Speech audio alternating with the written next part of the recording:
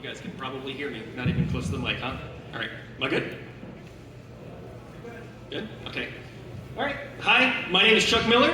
This is a presentation on domain fuzzing. It's a new way of identifying domain fronting proxy servers. We're going to prove this within the Cloudflare and Microsoft Azure clouds using simple Python scripting. This presentation is based on a research paper I co-authored with Dr. Michael Brown of UMBC and Dr. Michael Pelosi of Texas A&M, who couldn't be here for the presentation. This may be a review for a lot of you, but bear with me. We'll get to the fun stuff in a little bit. To understand domain fronting, we have to understand that it is a type of web traffic obfuscation, which we can generally define as the concealment of internet traffic from surveillance through technological means. Right? Pretty simple. Obfuscation is popular among journalists and hacktivists for obvious reasons, but in countries with stricter internet laws, it can be popular among civilians as well. Web traffic obfuscation is employed in many forms by the anonymizing web browser Tor, which you guys probably all know well. The Tor network uses a decentralized routing protocol that routes traffic through multiple other locations in network before sending to the desired destination, providing both privacy and anonymization for users. Tor's multi-layered encryption gives its routers a sort of plausible deniability, in that they truly do not know the original sender or the destination, unless they are the first or last router in the chain. And this gives Tor traffic makes Tor traffic highly resistant to things like fingerprinting and surveillance, which has been kind of a large enemy of domain fronting since its invention or discovery. Tor browser also offers a series of add-ons to help further protect and give you a more granular control over your traffic. These are called pluggable transports. They're basically API add-ons that give users more robust control over their obfuscation tactics. One in particular, the Meek pluggable for Tor. It was designed at UC Berkeley in 2015, and it's the first academic paper that mentions domain fronting. Let's see, the pluggable allows users to hide the true destination of their traffic in an encrypted tunnel to a hosted Meek server within popular cloud provider networks. At the time, it was through Amazon and Google. They no longer allow domain fronting. Well, and the Meek servers would be placed like proxies within the cloud network and forward traffic to its true destination, keeping your actual destination hidden from any onlookers, which is the point in the crypto privacy village, right? So obfuscation of any kind is truly important for all internet users, as it gives us one of the things that has made the internet great since day one, which is freedom of privacy, right? This means freedom from government spying, which we in America know all too well. Freedom from unethical data collection. Companies like Google and Facebook mine our data, which Anthony was just talking about. Many of us seek to avoid that. And freedom of information. Countries that censor their citizens often do so to increase the effectiveness of their own propaganda. So sometimes web traffic obfuscation is a citizen's only means of accessing things like world news. So in some cases, this is pretty important. However, this comes at a cost. As with anything, there are those that would abuse their internet freedoms to commit crimes or cause harm. None of us would ever do that. Obfuscation methods like domain fronting have been used to conceal drug, weapon, and human trafficking communications. They've been used to bypass security infrastructure. And as one of my favorite journalists, Patrick Gray from the Risky Business podcast recently said, one man's privacy tool is another man's C2 framework. So hackers have long used domain fronting to conceal their devices, their botnet devices, from you being able to find them. So to start at the top, what is domain fronting? It is, like I said, a web traffic obfuscation that abuses HTTP packet headers in a way that forces a content delivery network to proxy traffic between the client, you, and a hidden location somewhere within that same CDN. Basically, within every HTTPS packet, there are 3 locations where a destination address appears. These locations are the DNS header, which is sent to public DNS in exchange for the corresponding IP address, the server name indication header, or SNI. Often a web server with one IP address will be host to multiple different domains. The SNI header is how you tell that server which one you want to receive, which one you want it to serve back to you. And finally, the third location is the host header, which is a remnant from HTTP 1.1, and it is required to be in all HTTP requests. The trick here is that the DNS and SNI headers are HTTPS packet headers, meaning they are on the outside of the packet and they're left unencrypted. However, the entire HTTP request, including the host header, are contained within the payload of the HTTPS packet, and it is encrypted, allowing us to conceal a hidden destination that is different in that location.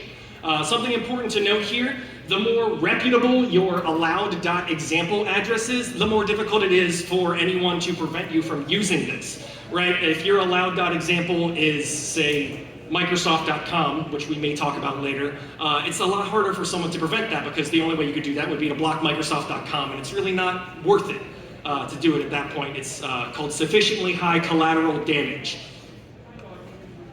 Okay, the need for content delivery networks arose out of the, the need for content delivery networks arose out of the global increase in popularity of content providers. Companies like Netflix, Facebook, YouTube, and Google develop much of their source content in the United States, but they deliver it to locations thousands of miles away across the globe. Delivering content over such long distances yields considerable latency and struggles with the inevitable packet loss of data connections that are that large. They're very unreliable. The solution to this problem is called edge computing. Right? Dedicated servers located at the edge of a global content network strategically placed in high population regions across the globe that contain cached copies of content and serve it directly to the nearest requesters, thus removing this problem of latency and unreliability with these planet-sized connections, and also fixing the risk of serving all of your content out of one location, which none of us would do. However, content delivery networks do not keep cached copies of all content on every edge server in every region because that's a ridiculous thing to do, and it would be very impractical and costly, right? For any content that is not cached locally on the server that you are sending your request to, the one nearest you, that server is going to proxy that request back to the original content server, which will then receive the response and then proxy it back to you. This means that all CDN edge servers are created by design to work as geographical proxies, willingly passing our communications between ourselves and the destination and any other location on the CDN. Hopefully you guys can kind of see where we're going to go with this. I really like this infographic from researchgate.net. They have them labeled as cache servers here, but that's what I've been calling edge servers this time. As you can see, they are called this because they exist on the edge of the cloud network. What I really like about this image is it shows conceptually how any communication between these edge servers and other destinations within the cloud are contained entirely within the confines of the cloud network and visible to anyone outside the CDN. This is exactly the capability that we are going to abuse with domain-fronted traffic. So how it works, I have designed a little infographic to help explain how domain fronting works. In 2020, at DEF CON, a security researcher named Eric Hunstad said this really great quote that I like that encapsulates the process. You can think of domain fronting like a postcard wrapped inside an envelope. So let's view it in that regard. First, we have the HTTP request packet or postcard with our host header addressed to blocked.example.com, which is our true secret destination. Then the entire HTTP packet is encrypted and placed inside the payload of an HTTPS packet, where only the HTTPS packet headers are left unencrypted for routers to view. We address our HTTPS packet headers to allowed.example.com, a website that we know uses the same CDN as our blocked host for their web services. So to any sensors between the client and the content delivery network, the packets would appear to be addressed to allowed.example.com and would be allowed to pass through to the CDN. Then at that edge instance, that server will decrypt the packet, read the host header, and upon noticing that the address inside the host header is hosted within the same CDN, it will automatically proxy our request to the true destination. I have included the logo of a few sites currently blocked by the Great Firewall of China here as an example of sites censored for many users that may wish to visit those, including, like I mentioned, World News. Unfortunately, as discussed in my earlier slides, if there is a machine on one of our own networks that has been compromised without our knowledge, these same techniques could be used to bypass any alerts that would be set off were our firewall to see an internal machine communicating with a known malicious website, or uploading any data to an expected domain. You guys know the indicators of compromise that we would be looking for. When I began this project, I had absolutely no idea what to write my graduate research paper on. Luckily, I know a penetration tester by the name of Alex Parisi, who I was asked to give a shout out to, so thank you, Alex. And I reached out saying, oh my God, I don't know anything about offensive security. Please give me a topic to write my paper on. And he said something along the lines of, I have allegedly used domain fronting to do some things, so you should try that. I went with the first logical location to begin any research, YouTube, and I found some seriously inspiring work on YouTube. In fact, I found the best domain fronting research to be entirely on YouTube. You guys probably know Raphael Mudge as the inventor of Cobalt Strike. In 2017, he posted this YouTube video titled Domain Fronting and High Trust Redirectors with Cobalt Strike. He basically uses a tailored wget command and a spoofed host header address to front his traffic through Amazon CloudFront to a hidden C2 server that he has spun up within the YouTube video. What's really cool is you can kind of follow the timeline here. Another security researcher by the name of Vincent Yu, pretty soon after that movie or YouTube video is released, he sees Mudge's video and takes it a step further when he goes digging through Amazon CloudFront's documentation and finds that they literally were instructing web developers to put the actual edge instance URL in their CNAME records of their public DNS, meaning you could query public DNS and just find the URL of these edge proxy servers whenever you wanted. That's not the case anymore. They have since removed that, I checked.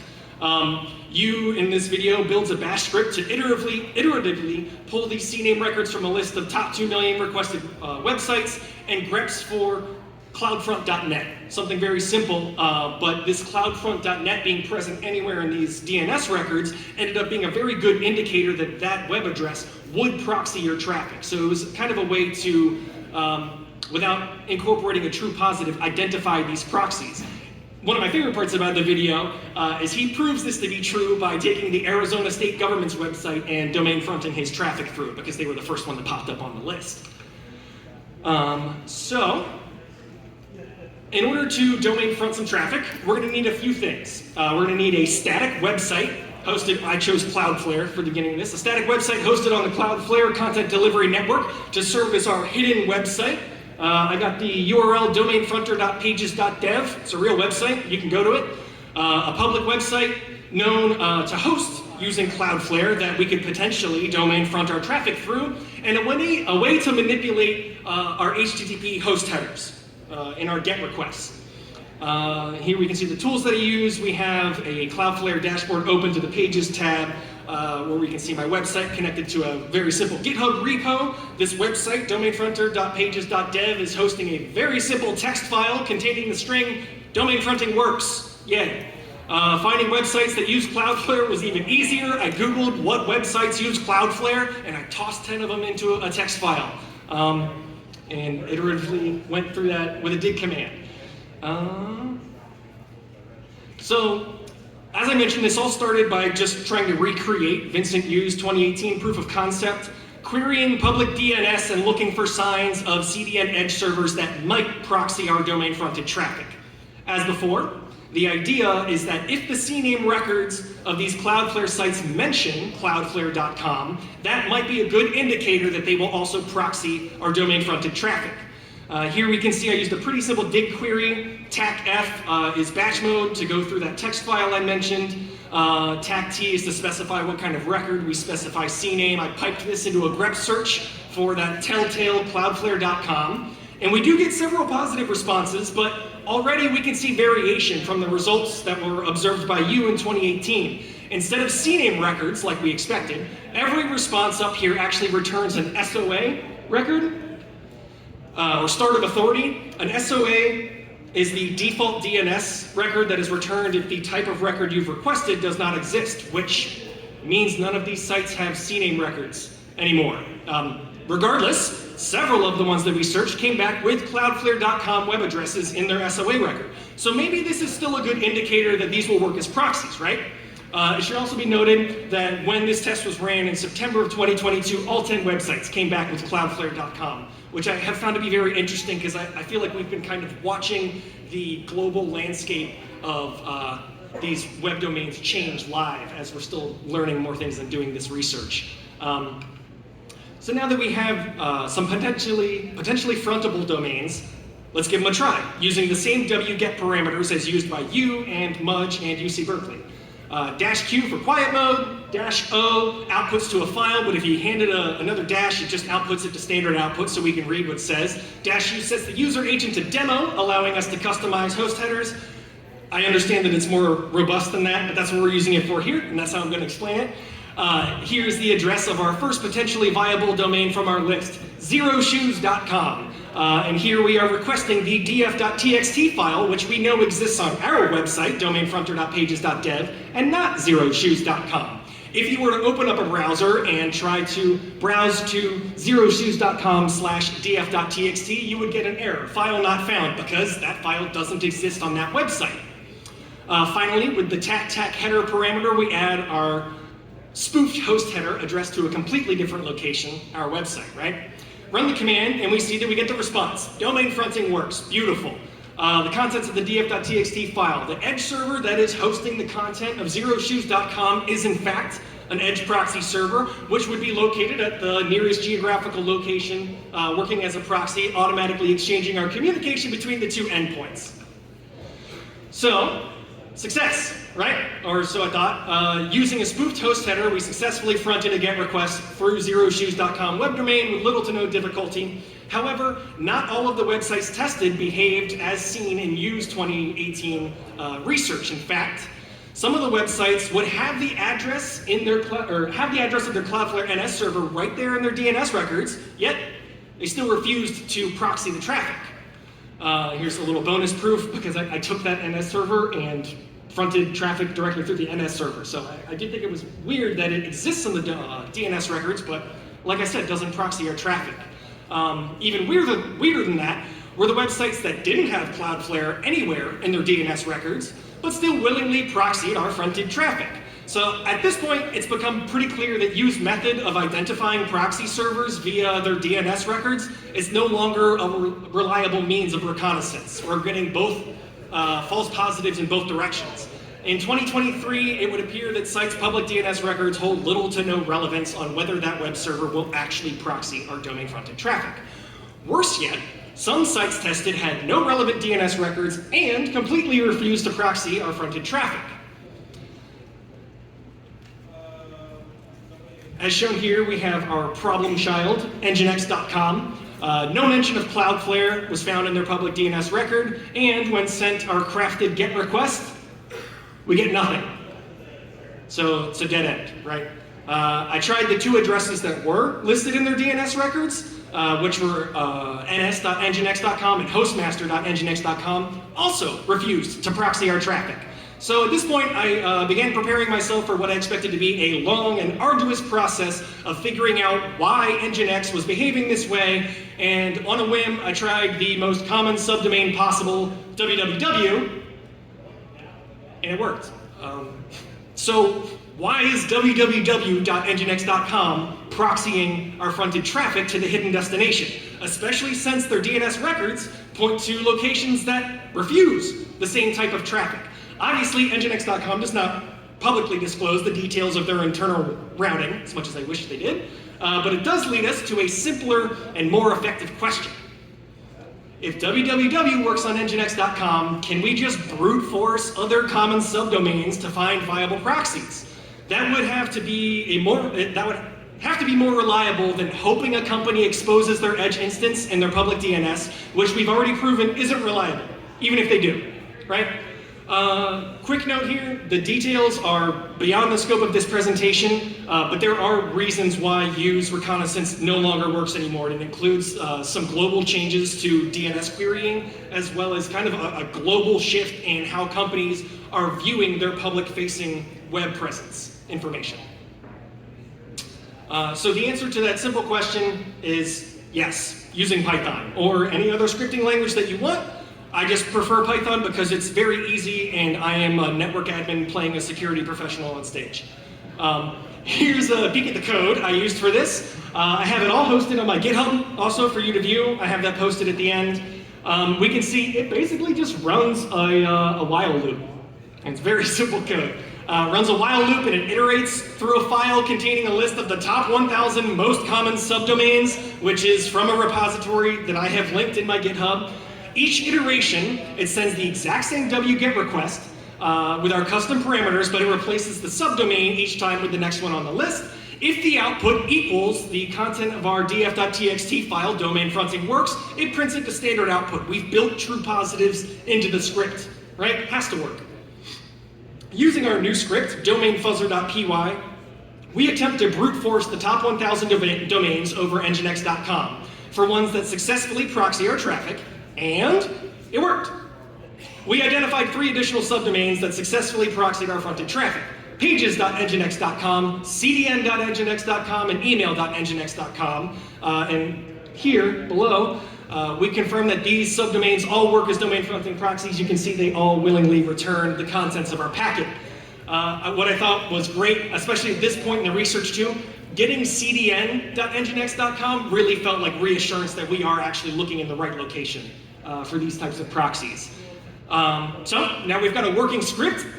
There's really nothing left to do except start fuzzing everything, right?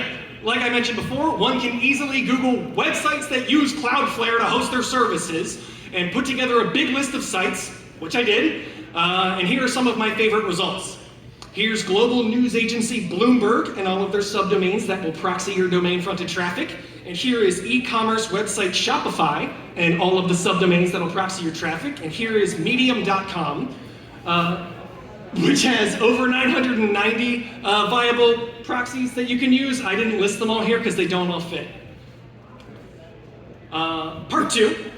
A new challenger enters the match. It was right around this time in my research that Microsoft announced that it would be joining the likes of Amazon and Google to become another large CDN provider to globally block domain-fronted traffic.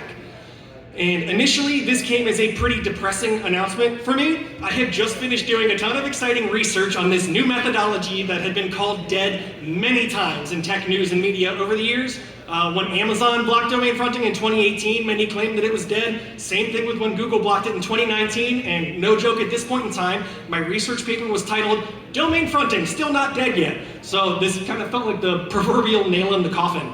However, if we take a look at the wording of their announcement, beginning November 8th, 2022, all newly created Azure Front Door, Azure Front Door Classic, and Azure CDN Standard from Microsoft Classic resources will block any HTTP request that exhibits domain fronting behavior. It's almost like they built loopholes into it for us to use. Fun note, in typical Microsoft fashion, if you check out the instructions for existing Azure resources, it says, if you want to block domain fronting for any existing Azure resources created before November 1st, please open a support request. Because why make it easy to disable with a simple button when you can force your customers through a maze of customer service trees? Either way, they clearly have the ability to turn this security feature on, right? And surely they have done it for their own resources, right? Bet. Let's test it out. We begin our approach exactly the same way as before. A small web app hosted for free on Azure with a free account that serves a single text file, df.txt, with our contents, domain fronting works. We upload the existing Python script we updated the existing Python script to point to our new Azure website instead of the Cloudflare one, and that's literally one line of code. This has been designed so that you can go to my GitHub, take this Python script, and put your own website in, and it should work just fine for you too. And now there's only one thing left to do, which is aim and fire, right? So we fuzzed as many Microsoft-owned domains as one could Google. And generally speaking, most came back with absolutely nothing. So credit to Microsoft for that. However, of the domains that we tested, we still got some very exciting true positives, of which my favorites include email.xbox.com, status.azure.com, photos.onedrive.com, mail.microsoft.com, and incredibly, security.microsoft.com. Like the good little cybersecurity boy that I am, I reported it to Microsoft before making a presentation about it at DEF CON. And here you can see my submission, which includes not only the 23-page paper, but also my GitHub repo with the Python scripts, as well as screenshots of the domainfuzzer.py results and the crafted wget commands showing the text file contents being returned from one of their web domains. And here is their response. Microsoft was kind enough to let me know that while they thought the report does not demonstrate a host header injection exploit, it looks like there was possible a host header injection vulnerability instead. They then closed the ticket as resolved, so I guess we're good to use this wherever we want, whenever we'd like. Funny enough, after I reported this to Microsoft, about 3 weeks after, security.microsoft.com began refusing this traffic with a 400 error. Our services aren't available right now. So I'm guessing they read my submission. However, I tested this morning. All of the rest of the ones that I showed still work as of this morning. Which brings me to my last slide, which is what's next. Ultimately, the true goal here is to escape the Azure cloud entirely with the use of reverse proxy, effectively creating our very own CDN VPN. Credit to Dr. Pelosi for coming up with that one.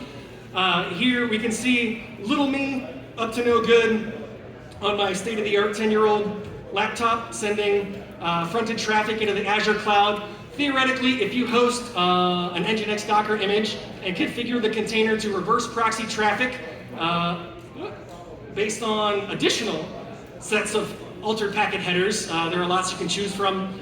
Your fronted traffic could be proxied by the Azure Edge server to your Nginx reverse proxy, and then proxied again outside of the cloud to another location of your choosing. And since Azure lets you host Docker containers using app services with a free account, this can be done entirely cost-free, which has been kind of a goal for me this entire time. None of this has cost any money except for my own. Right, the only true cost being my sanity, because during the grueling process of trying to troubleshoot this, logging is a paid feature with Azure, so I've been doing this without any logging capabilities. Also, I skipped the first bullet in this slide. Also, we have been trying to leverage existing C2 frameworks, a lot of which come with built-in domain fronting capabilities. Also, there's a Python library, Scapy, that has a lot of packet crafting capabilities. The goal here would be to take a reconnaissance tool from working conceptually into a privacy tool that actually makes all of your traffic look like it's going through portfolio.microsoft.com or email.xbox.com. So thank you for your time. Hopefully you had as much fun as I did and learned something a little bit, and you can contact me on social media or any of these. And now I'd like to open it up for some Q&A. I'm sure you guys have some questions. Also, thank you for listening. Yes, back to my content list. Yes, please come up for Q&A. Tell me what I did wrong. Yes, the paper's linked in my GitHub.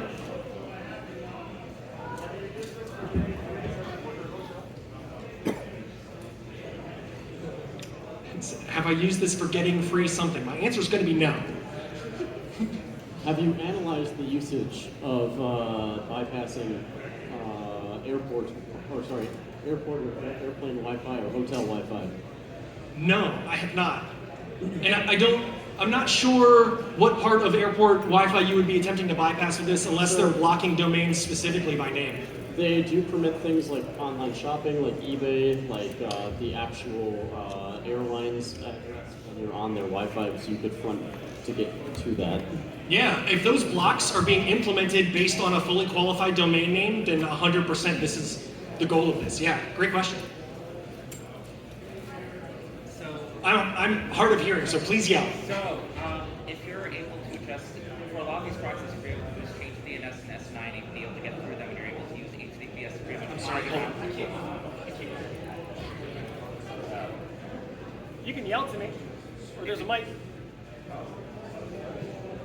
Anyway, if you are able to like inject like GET requests and stuff like that beyond HTTPS, and get more information from these proxies. Okay, that's a really awesome question, and the question is, are you able to inject other things other than HTTP GET requests, right? Like, there's a lot of other options. You should go look up Raphael Mudge's YouTube, because yes, and Cobalt Strike already does it. Cobalt Strike has a really cool feature where you can use HTTP post requests to send C2 information to your botnet, because Mudge is like a wizard. Yes, is the answer to your question. Any other questions? Oh, looks like. Have you seen any indication that Cloudflare will do the same to block domain fronting? I'm sorry? Have you seen any indication that Cloudflare will put in preventions for domain fronting? Yes. So there was a little Twitter battle about 2 years ago. A security researcher, whose name I think I have. Robin Wood, goes by DigiNinja, posted on Twitter showing that he had domain fronted through Cloudflare, and an executive at Cloudflare tweeted back saying, that's not how this works, that's actually not possible through Cloudflare. We inspect SNI headers and we compare them to the host headers after we've decrypted the packet. And if the SNI header does not match the host header, then we reject that request, which seems very simple, right? Except for the fact that in 2020, when Eric Hunstad presented at DEF CON, his proof of concept was using the ESNI header, which exists in TLS version 1.3, which is the encrypted SNI header, which Cloudflare can't read. Also, a few months ago, Cloudflare just posted on their website, goodbye ESNI, hello encrypted hello. It's another encrypted header that contains an address that they cannot look at. So I feel like they've backed themselves up against the wall here. Yes, Cloudflare has said they can block it. No, they can't. Good? All right. Cool. Thank you very much. I really appreciate you guys listening.